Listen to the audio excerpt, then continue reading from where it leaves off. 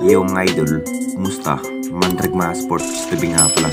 Ating usapan, Barangay Nibra nakapagdesisyon, Troy Rosario trade to Magnolia Hotshot at Mikey Williams. Opisyal na nga ba ng bagong Ginebra player next season? Pero bago na nga yan, kung bago pala sa aking channel, huwag mong kalimutan mag-subscribe at i-click ang notification bell para like kang updated sa atin dito sa upload na natin.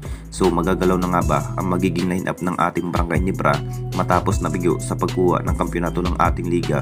Masasabing akala na nga rin ng lahat na makuha muli na matagal nang hinahangad na makuha ang kampyonato sa ating liga, dahil matinding pagsubok pa rin ang naging pupursige ng ating Barangay Nibra, kung saan ang TED Tropang Giga na nga rin ang nakakaharap sa Commissioner Cup.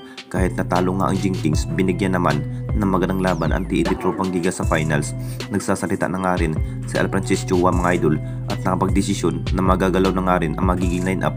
Posibleng matrid na nga ba ang nasabing player na si Troy Rosario? Mapupunta na nga ba sa Magnolia Hotshot? Ito na nga ba ang hinihintay ng lahat, kung saan si Troy Rosario nga ang napili bilang trade asset ng Barangay Nibra, dahil noong sa laban nga ng TED Tropang Giga na parang bagsak pa rin ang naging performance ang nasabing player, kung saan 2 points lang ang kanyang naging score sa loob lamang sa first up to fourth quarter.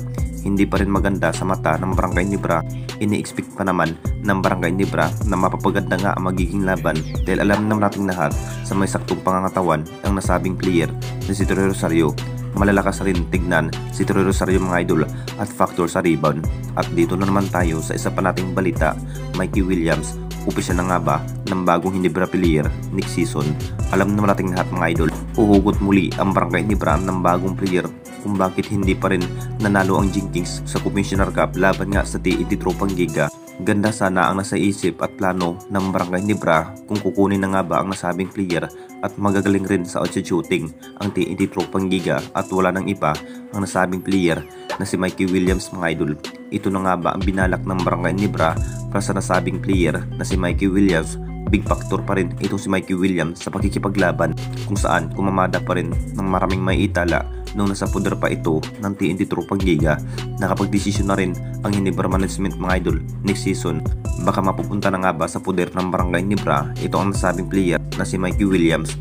Hindi na rin hawak ng TED Tropang Giga itong si Mikey Williams anytime na mapupunta na nga ba ng Barangay Nibra sa naging bawat laro nga ang nasabing player na si Mikey Williams.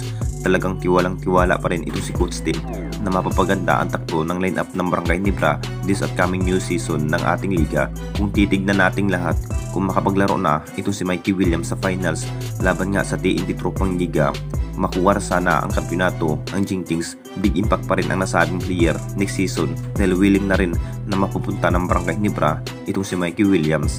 Anong masasabi ninyo mga idol tungkol sa ating video?